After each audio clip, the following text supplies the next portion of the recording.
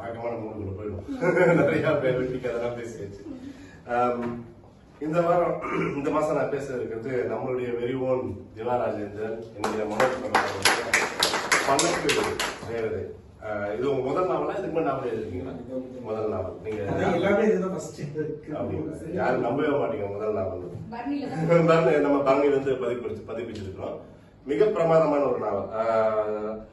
திவா ராஜேந்திரன் மனோஜ் பிரபாகர் அவர் நம்ம தி ஜானகிராமனுடைய மிகப்பெரிய விசிறி, அவருடைய பக்தர் அப்படின்னு கூட வச்சுக்கோங்களேன். ஆனா அதோடைய சாயல் இதுல இருக்கு. தி ஜானகிராமன் மாதிரி மன விஷயங்களை உள்ளுணர்வுகளை மனமாற்றங்களை நுணுக்கமா அணுகிறது, மன அடுக்குகளுக்குள்ள இருக்கிற சில விஷயங்கள் எல்லாம், அழுக்கான விஷயங்கள், அழகான விஷயங்கள் எல்லாம் பேசுறது அப்படின்னு உள்ளுக்குள்ள போய் பார்க்கக்கூடிய அந்த அந்த இது இருக்குது. ஆனா கொஞ்சம் வேண்டுமா. ஆனா அதே நேரத்துல இவருக்கான ஒரிஜினாலிட்டி இருக்கு, இவருடைய வித்தியாசமும் இருக்குது. தீஜா நிறைய சமூகத்துல ரொம்ப புரட்சியான விஷயங்கள் அந்த காலகட்டத்துக்கு அவர் இடத்துல வேற மாதிரி ஒரு சோசியல் ஆன்டி ஸ்டாண்ட் எல்லாம் வைப்பாரு. இவர் அப்படிலாம் வைக்காம ரொம்ப இணக்கமான ஒரு ஸ்டாண்ட் வைக்கிறார். கதையோட மெயின் கோர் என்னன்னா திருமணம் இந்திய சமூகத்துல, குறிப்பா தமிழ் சமூகத்துல திருமணத்துக்கு முன்னாடி ஆணும் பெண்ணும் பெருசா பழகிறது போறதெல்லாம் ரொம்ப கம்மியா இருக்குது. அது இப்ப கொஞ்சம் மாறிடுச்சுன்னு வச்சுக்கோங்களேன். பட் இந்த கதை நடக்கிறது கிட்டத்தட்ட ஒரு லேட் 90ஸ்ல இல்ல ஏர்லி 2000 வச்சுக்கோங்களேன். சோ அப்ப கல்யாணம் பண்றாங்கன்னா 60s 70ஸ்ல பிறந்த ஆட்களா இருக்கலாம்னு வச்சுக்கோங்க.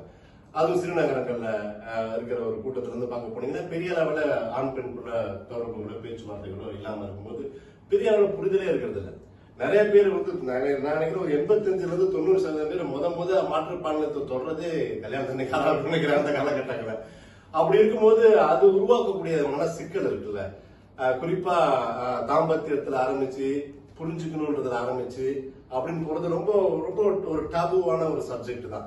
கதை ஆரம்பிக்கிறதே ஒரு திருமணம், 2வது சாப்டரே முதலிரவு நடக்கிற பாலியல் சீண்டலா, கல்யாணத்திலே ஒரு பாலியல் சீண்டலா பார்க்கப்படுது. இவன் உரிமையா நினைக்கிறான், அந்த பெண் அதை சீண்டலா பாக்குறான். முதலிரவுன்றது இவனுக்கு ஒரு அனுபவமா இருக்குது, அவளுக்கு ஒரு நரங்கமா இருக்குது. she feels like maritally raped and he feels like he had his day அப்படின்ற மாதிரி. சோ அந்த கான்ஃபிளிக்ட் எடுத்த உடனே டப்புன்னு வச்சிருக்காரு. அதுவே ரொம்ப நுணுக்கமான ஒரு யுக்தி தான். இப்ப எனக்கு ரொம்ப பிடிச்ச, நான் சினிமாலையும் வாரணம் இந்த கதையை படிக்கும்போது சினிமாவுடைய ரிஃப்ளெக்ஷன் நிறைய வந்துச்சு. சோ அதுல இருந்து நான் பேசுறேன். அன்னைக்கு ராஜேந்திரன் திவாகிட்ட பேசும்போது கூட சொல்லிட்டு இருந்தேன். ரொம்ப ஃபேமஸான ஒரு படம் ஒன்று இருக்கு, சிட்டிசன் கேன். எத்தனை பேர் பார்த்துருப்பீங்கன்னு தெரியல. அந்த சிட்டிசன் கேன் படத்துடைய 100 வருஷம் ஆச்சு அந்த படம் கிட்டத்தட்ட. அந்த படத்துல ஃபர்ஸ்ட் ஷாட் பாத்தீங்கன்னா ஒரு பெரிய மாளிகை காட்டுவாங்க. அந்த மாளிகைக்குள்ள ஒரு பெரிய கட்டில் இருக்கும். ஒரு பெரிய பணக்காரன்றது உங்களுக்கு தெரிஞ்சிடும். கட்டில் அவன் பெரிய ஒரு கட்டில தனியா படுத்திருப்பான். அவன் கையில ஒரு சின்ன ஸ்னோ குளோப்னு சொல்லுவோம்ல, அது உருண்டு விழும். டக்குன்னு உடைஞ்சதும் அவன் ரோஸ் பர்ட் அப்படின்னு சொல்லிட்டு செத்துருவான். அவ்வளவுதான் படத்துல முதல் காட்சி. அதுதான் உங்களுக்கு உடனே ஒரு 2 செகண்ட், ஒரு 25 செகண்ட்ஸ்ல ஒரு நியூஸ் சீரியல் மாதிரி வேர்ல்டு ஃபுல்லா ஓடுற மாதிரி எவ்வளவு பெரிய ஆளு. சார்லஸ் பாஸ்டர் கேன், பிரசிடென்ட்டுக்கே இதுவா இருந்தவர், இன்னைக்கு எப்படி நம்ம அதானி அம்பானி மாதிரி ஒரு பெரும் பணக்காரன், பெரும் கோடீஸ்வரன், பயங்கர ஒரு நீங்க அம்பானி, அதானி, எலன் மஸ்க் எல்லாம் சேர்ந்து, டொனால்ட் ட்ரம்ப் எல்லாம் சேர்ந்து அப்படி ஒரு கேரக்டர் இருக்கும். அப்படியான ஒரு கேரக்டரான அவனை ஒரு நியூஸ் ரீல்ல காட்டிட்டவன். இப்ப உங்களுக்கு படமே அவன் இவ்வளவு பெரிய ஆளு செத்தாங்க, கடைசியா ரோஸ் பர்ட்னு சொன்னானே, அந்த ரோஸ் பர்ட் என்ன? What is that's the question. So படம் முழுக்க அது தெரிய போகும். சோ அந்த படம் பயங்கர இன்ட்ரெஸ்டிங்கா இருக்கு. It's one of the classics. Okay, அதை பத்தி இன்னொரு பேசுவோம். சோ அந்த மாதிரி அந்த ஃபர்ஸ்ட் சீன் நிறைய படங்கள் இருக்கு. இந்த மாதிரி ஃபர்ஸ்ட் சீன்ல டப்புனு முதல்ல ஒரு கேள்வியை வச்சுட்டு அது ஃபுல்லா கொண்டு போகும். அதுக்கு ஒரு துணிச்சல் வேணும். அது சில பேர் ட்ரை பண்ணி எல்லாம் ஃபெயிலா இருக்காங்க. இப்ப தமிழ்ல அந்த நாள்ல பாத்தீங்கன்னா ஃபர்ஸ்ட் சீன்ல சிவாஜி செத்து கிடப்பாரு. அந்த நாள் ஒரு படம் இருக்குது. அதுல ஃபர்ஸ்ட் சீன்ல சிவாஜி செத்து கிடப்பாரு. சிவாஜி பெரிய ஸ்டார் அந்த காலத்துல. முதல் ஷாட்ல படமா கட்டுவாங்க, பேக் ஸ்டோரி அப்புறம் தான் வரும். ஆனா அதை ஹேண்டில் பண்றதுக்கான நுணுக்கம் ஜாவா சீதாராமன் இருந்துச்சு. அதையே ரீசெண்டா இவங்க ட்ரை பண்ணாங்க. யாரு? ஐஸ்வர்யா தனுஷ். 3 தனுஷ் செத்து கிடப்பான். படம் பார்க்கும்போது நாங்களாம் ஏற்கனவே செத்து போட்டோம் அடிக்காத மாதிரி இருந்துச்சு. ரைட்டா? சோ அதெல்லாம் ஹேண்டில் பண்றதுக்கான ஒரு நுணுக்கம் வேணும், ஒரு தைரியம் வேணும்.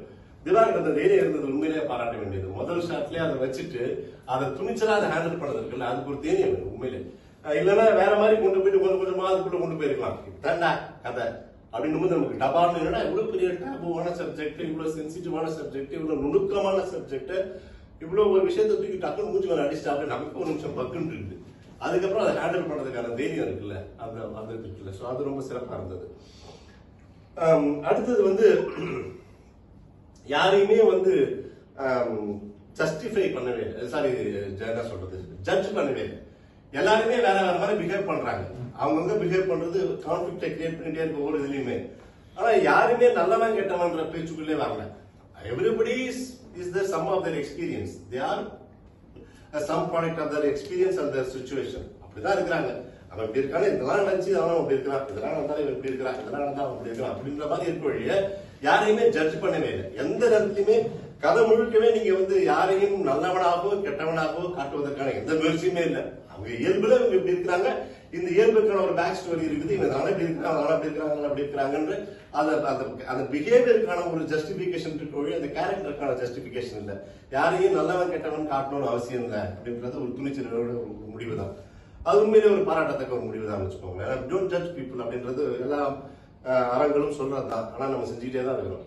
பட் அதை வந்து ரொம்ப துணிச்சலாவே ஹேண்டில் பண்ணியிருந்தாரு, ஜட்ஜ் பண்ணாம ரொம்ப ஒழுக்கமா பண்ணியிருந்தாரு. மூணாவதா வந்து மொழி.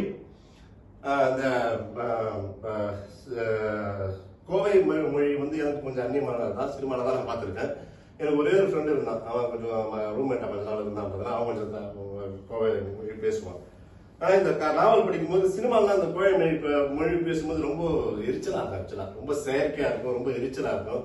நிஜமா சில பேர் பேசுறதை கேட்டுட்டு சினிமாவில் அவங்க பேசுறதை கேட்கும்போது என்னடா சம்மந்தம் இல்லாம ரொம்ப இதுவா பண்றீங்கன்னு கடுப்பா இருக்கு ஆக்சுவலா.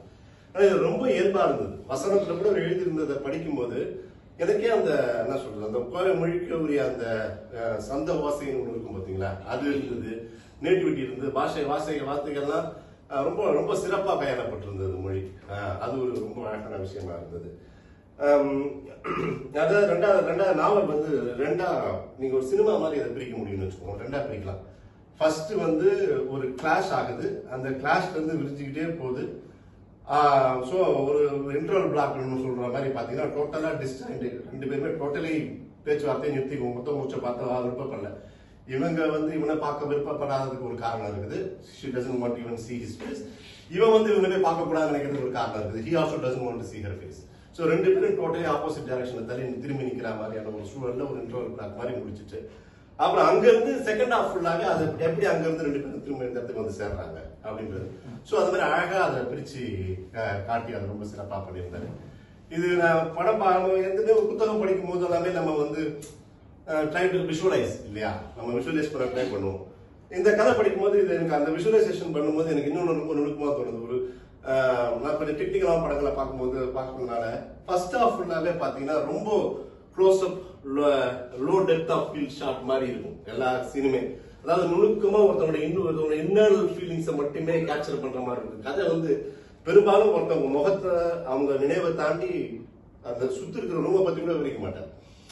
அவங்க எங்க இருக்காங்க என்ன இருக்காங்கன்னு கூட இருக்காது, பகலாயிரவான் கூட இருக்காது. அவங்க மன உணர்வை மட்டுமே பதிவு பண்ணிட்டே இருக்கும்போது நீங்க அந்த ஷார்ட்டை சினிமாட்டிக்கா நீங்க போக்கஸ் பண்ணும்போது ஒரு பகல்ல ஒரு மரத்தடில உட்கார்ந்தா அப்படின்னு கதை ஆரம்பிச்சா நீங்க விஷுவலைஸ் பண்ணுவீங்க. மரத்தடி பகல்னு எதுவுமே சொல்லாம இதை நினைத்தான் அப்படின்னு சொல்லும்போது உங்களால வந்து என்விரான்மெண்ட் விஷுவலைஸ் பண்ண முடியாது. நீங்க டைட் க்ளோஸ் ஃபோக்கஸ் தான் நீங்க விஷுவலைஸ் பண்ண முடியும் இல்லையா, லோ டெப்த் ஆஃப் ஃபோக்கஸ் தான் நீங்க விஷுவலைஸ் பண்ண முடியும். ஏன்னா அவர் டீடைல் கொடுக்காத போது you don't have anything to visualise.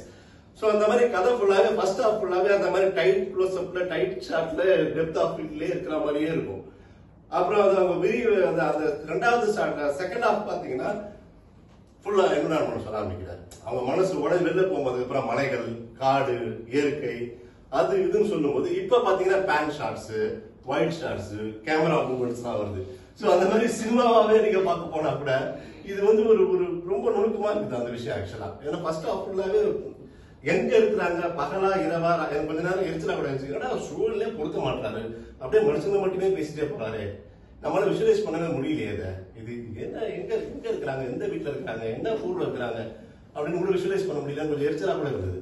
ஆனா செகண்ட் ஹாஃப் அதை அப்படியே ட்விஸ்ட் பண்ணி கொஞ்சம் கொஞ்சமா அந்த ஃபோக்கஸ் வெயிட் பண்ணிக்கிட்டே போறாரு, அந்த ஃப்ரேம் வெயிட் பண்ணிட்டே போறாரு, டெப்த் இன்க்ரீஸ் பண்ணிட்டே போறாரு. சூழலை பத்தி பேச ஆரம்பிக்கிறாரு, சுற்றி இருக்கிறத பத்தி பேச ஆரம்பிக்கிறாரு, இயற்கையை பத்தி பேச ஆரம்பிக்கிறாரு, வெதரை பத்தி பேச ஆரம்பிக்கிறாரு.